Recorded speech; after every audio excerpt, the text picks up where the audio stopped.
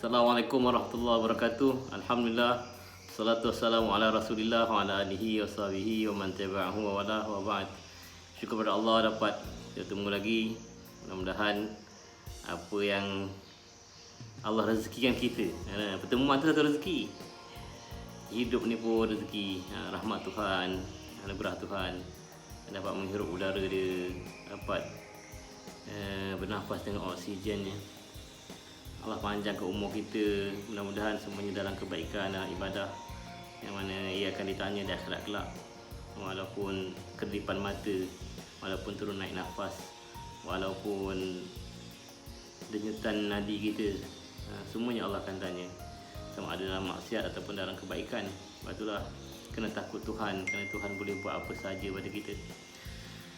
Tuan-tuan dan puan Kristian, kita banyakkan juga berselawat kepada Rasulullah SAW. Mudah-mudahan Allah datangkan rasa cinta kita pada baginda, kerana baginda sangat cintakan umatnya. Tak sepatutnya kita tak membalas cinta baginda atas dosa baginda dan juga para sahabat. Akhirnya Islam sampai pada kita, tahu kita siapa Tuhan, tahu kita nak melaksanakan syariat Tuhan yang lahirnya maupun yang berbentuk rohani, berbentuk adab-adab, berbentuk ruh, membentuk akhlak kita dengan Allah dan manusia. Jadi semua itu perlu kita syukuri agar kita dapat anugerah nikmat lagi yang lebih besar, lebih banyak. Siapa yang bersyukur, Allah akan tambah nikmat-nikmatnya. Dan Allah amat tidak menyukai orang yang berkufur. Kita kalau orang beri kita makan minum, orang beri kita apa-apalah berjasa pada kita, kita teringat-ingat. Sedangkan Allah sentiasa beri pada kita. Rasul dah lama dah berjasa pada kita. Jadi tuan-tuan dan puan-puan, saya sekarang ni berada di Bandar Country Home Sarawak. Mudah-mudahan ada rezeki kita boleh berjumpa. Hari ni nak cakap apa kita ambil masa sikit lah. Boleh berbual dengan tuan-tuan dan puan sekalian. Semalam saya baca berita di akhbar tentang timbalan Presiden ke atau macam mana, Persekutuan Peternak Malaysia telah berkata kena naikkan harga atau 3 juta telur tiada Ramadan ini. Kata-kata dia tu tak tahulah tak rasa apa. Maksudnya dia bukannya ugutan, tapi ada orang mengatakan ugutan. Dia ada unsur-unsur macam menggugur atau unsur supaya kena buat juga kan. Jadi hari ni esok khabar dah keluar dah, harga kerajaan memberi subsidi lah, subsidi kepada peternak kan, ayam dan juga telur ni. Jadi saya masukkan kat dalam Facebook, saya lihat macam-macam lah komen orang. Ada yang mengatakan kita boykot telur dan sebagainya, sedangkan mungkin tak dapat dah mencapai matlamat yang sebenarnya, kerana semua orang perlukan kan. Ada pengusaha bakery, pengusaha kek, macam-macam lah. Ada seorang tu pengusaha lamb chop ke ataupun chicken chop kan sebagainya. Mereka memerlukan telur kan. Dan semua hatta mereka burger pun ada perlukan telur. Jadi kalau kita kata boykot tu tak sesuai. Negara sendiri perlukan telur ni dalam 30 hingga 31 juta biji telur sehari.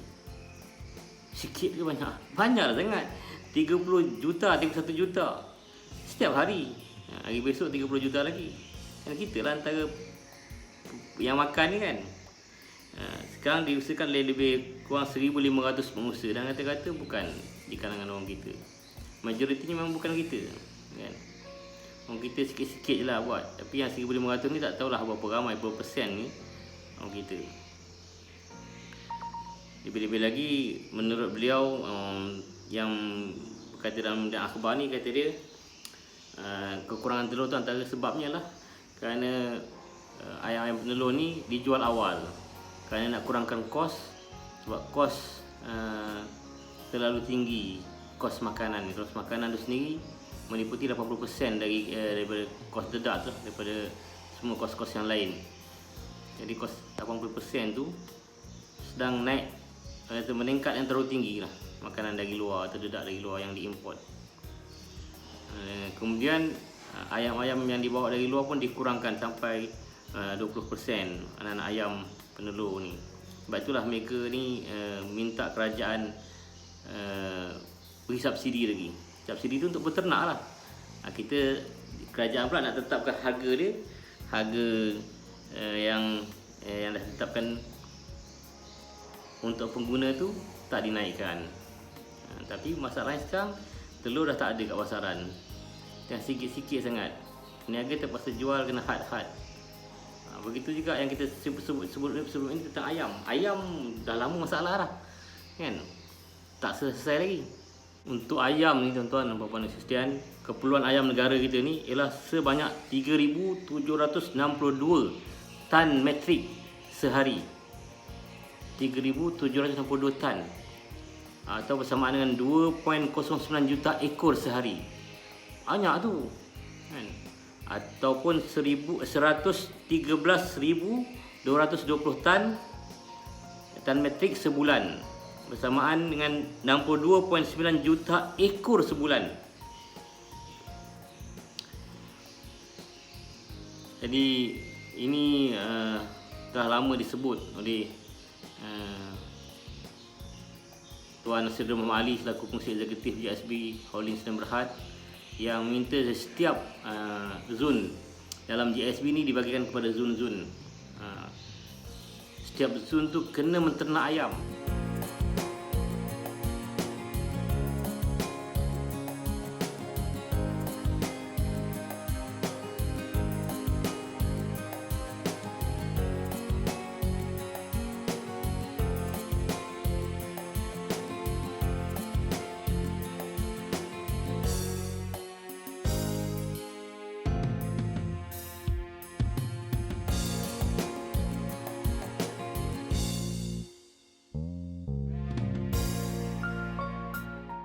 Pendapat Tuan Seri Muhammad Ali berkaitan dengan ayam ni, kita kena usaha ayam ni di semua rantaian bisnes dia tu, daripada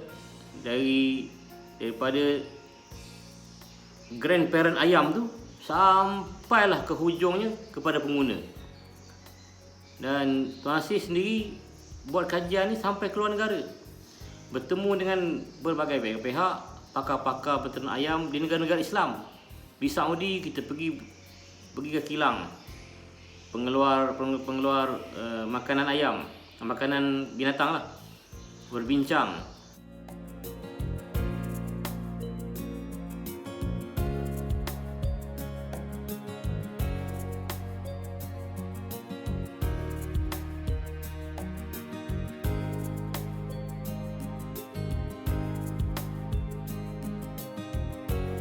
Dengan pakar peternak di sana. Di Mesir begitu juga. Kita Datuk Nasir ni bertemu dengan pakar-pakar peternak ayam dan juga mereka yang terlibat dengan ternakan ayam dan pemosesan makanan ayam. Begitu juga di Bosnia. Kenapa? Kerana kita nak pastikan kita dapat menguasai ilmu tentang ayam ni dari awalnya, dari A sampai Z, dari alif sampai ya, seluruhnya, seluruh rantaiannya. Kerana bila kita terjun saja di bisnes ni, kalau kita tak menguasai semuanya, kita akan disabotage. Kita akan terpaksa mengikut kehendak-kehendak orang lain yang mereka kuasai di setiap tempat. Mereka membantu kita mula-mula, lepas tu mereka akan tarik balik. Kita terpaksa bergantung pada mereka. Di situ mereka boleh tentukan kehendak mereka.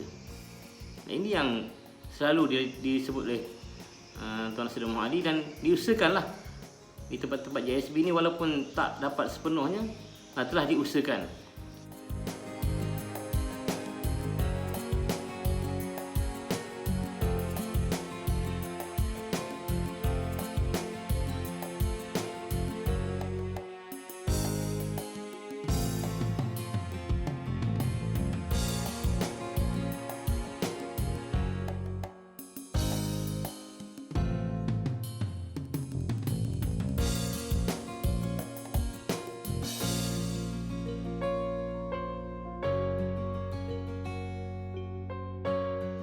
Bayangkan 62.9 juta ekor ayam sebulan ataupun 2.9 juta ekor ayam sehari. Kalau di setiap tempat JSB tu hanya membuat 500 ekor ayam, tak memadai. Tapi itu cukuplah dahulu untuk tampung seluruh ataupun ayam-ayam di tempat-tempat JSB, di restoran JSB. Nak pastikan ayam itu betul halal, termasuklah penyembelihannya, penternakannya, makan minumnya dan sebagainya. Kerana kita nak pasti apa yang kita hidangkan kepada masyarakat itulah yang halalan thayyibah, yang betul-betul halal. Maklumlah, maklumat yang kita dapat macam-macam, kan? Mereka boleh buat apa saja. Mereka bekalkan makanan, katakan. Makanan tu sendiri boleh dipertikaikan. Macam-macam benda yang dimasukkan dalam makanan. Ada yang dimasukkan protein-protein dari bahan-bahan yang jelas najis. Mereka tak ikut syariat. Mereka mana tahu, atau mereka tahu tapi mereka tak ikut. Kita lah yang bertanggungjawab. Ada satu perumpamaan yang dibuat oleh Datuk Tuan CEO Tuan Lokman Hakim Hotel, menceritakan sebuah keluarga Islam yang ada ahli keluarganya yang ramai. Dia berkemampuan macam-macam lah, tetapi makanannya disediakan oleh jiran dia yang bukan Islam. Makan pagi, sarapannya, makan tengah hari, makan malam, semua disediakan oleh jirannya. Kerana yang ni tak mudah, dia cuma ambil makanan dari jirannya. Jiran yang siapkan. Jiran tu bukan Islam. Bayangkan, jiran yang bukan Islam yang syariat, nanti macam mana, kan? Akidahnya lagi-lagi lah, syariahnya, soal kesuciannya, soal macam-macam lah. Yang tak tepat dengan cara Islam tu lumrah lah, dia bukan Islam.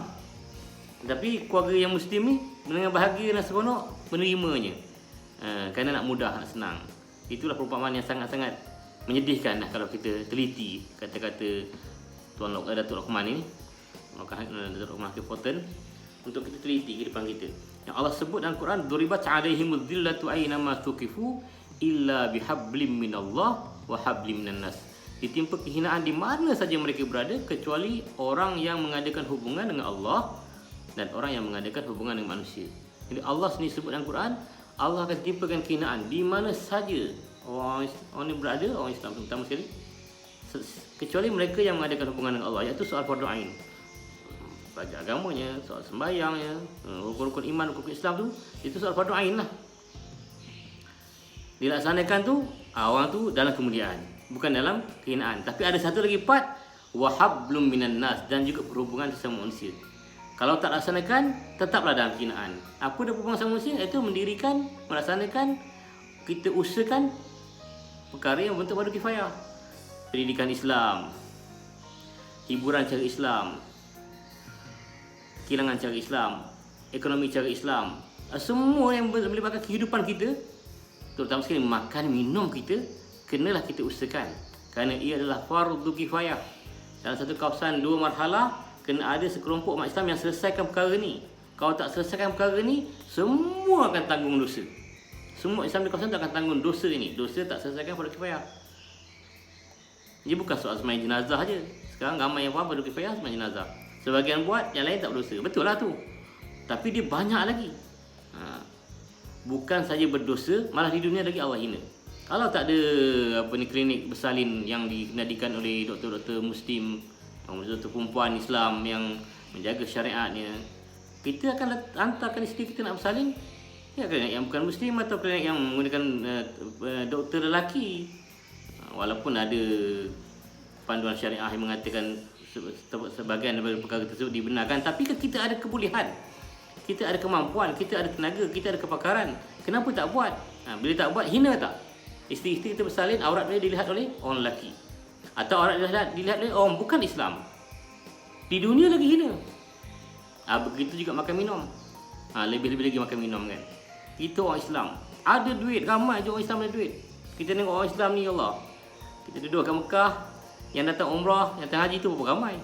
Pergi London, jumpa juga ada orang. Pergi ke Turki, ramai lagi pelancong. Tu ada duit lah tu. Umat Islam yang kaya ramai, kan.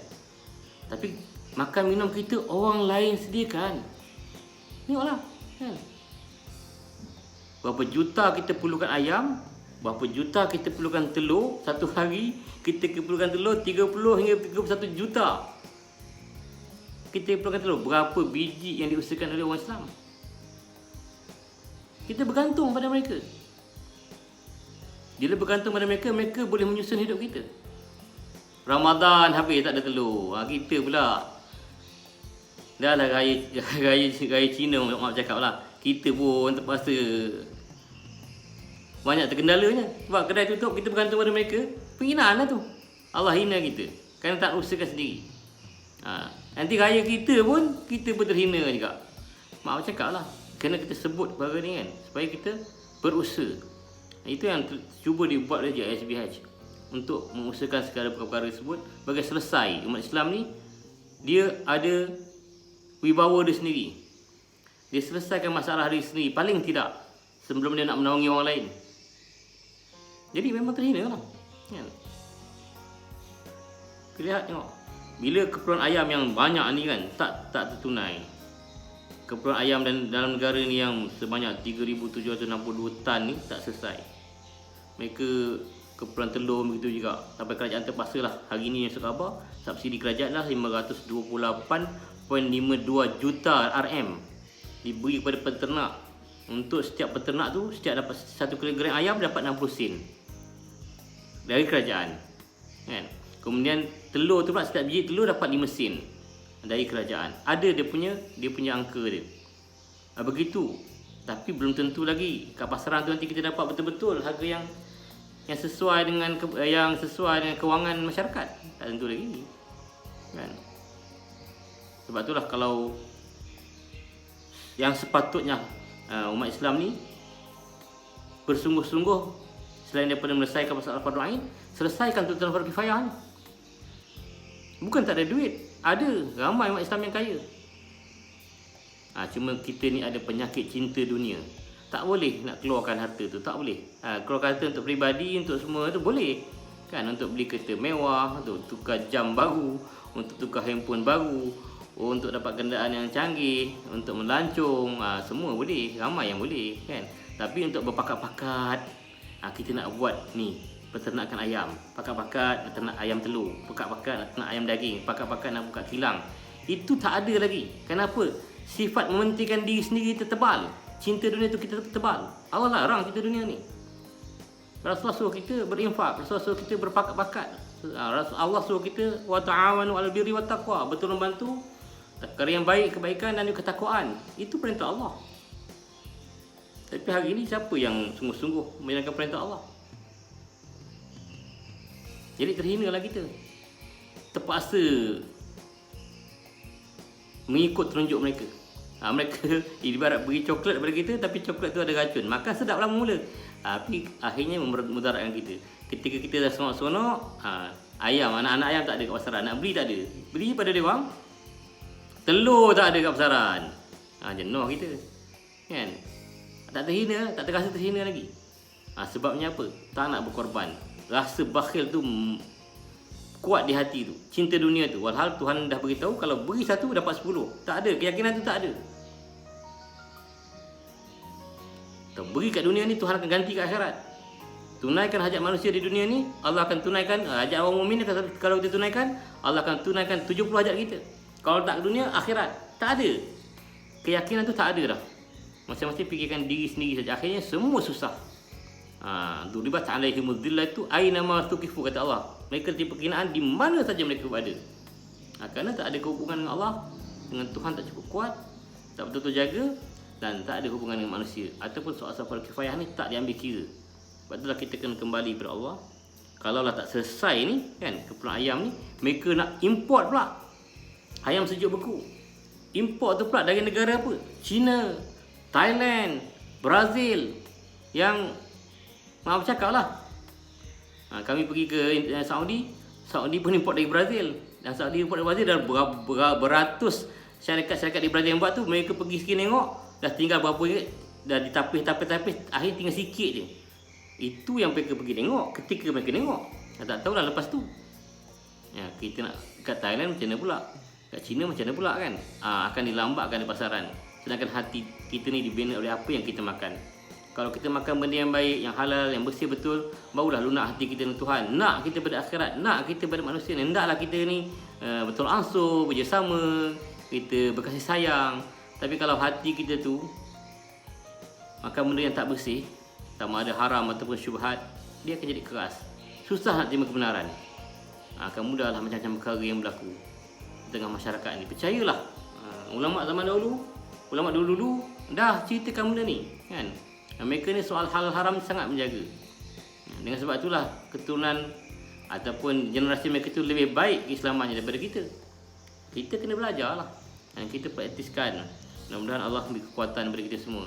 Jadi itu saja dari saya, maaf terpanjang, untuk kita ambil isu ni untuk kita baiki diri kita berpakat-pakat. Kalau ada orang nak cuba mengusahakan, kita sama-sama sokong sesungguh-sungguhnya. Sebab apa, ini membantu kita dan kita harap mereka yang mengusahakan ni dapat mengusahakan dari A sampai Z, dari semua rantaian perniagaan tu kita kuasai. Daripada grandparent ayam sampai parent ayam, sampailah makan minum ayam tu, sampailah anak-anak ayam, rebat ayamnya, sampai semua tu betul-betul mengikuti apa yang Allah hendak, apa yang Rasul hendak, mengikuti apa yang membuatkan kebaikan pada umat Islam. Tepat, kita harap begitulah, kan? Dan bukan kita mengambil sikit-sikit, akhirnya kita dipermainkan. Mungkin dia nampak teori nampak susah, tapi di dalam JSB sedang diusahakan. Tuan-tuan doalah banyak-banyak, mudah-mudahan dapat kita laksanakan dengan sebaiknya. Hatta di Bosnia pun kita sedang berusahakan, kita nak buat ternakan ayam di sana. Di Saudi pun ataupun di Mesir kita akan cuba juga. Supaya kalau tak boleh juga, kita akan bawa dari luar negara-negara Islam untuk bawa ke Malaysia. Lebih selamat lagi daripada kita ambil dari negara yang bukan Islam. Walaupun mereka mengatakan punya sijil halal dan sebagainya, yang kat Malaysia yang ada sijil halal ni pun mereka sendiri, pihak yang berkenaan sendiri berkata kepada kita, ramai yang tipu. Dan betapalah kat luar yang jauh daripada kawanan dan kita punya pemantauan. Itu saja dari saya. Wabihi wallahu alam. Kita jumpa lagi. Assalamualaikum.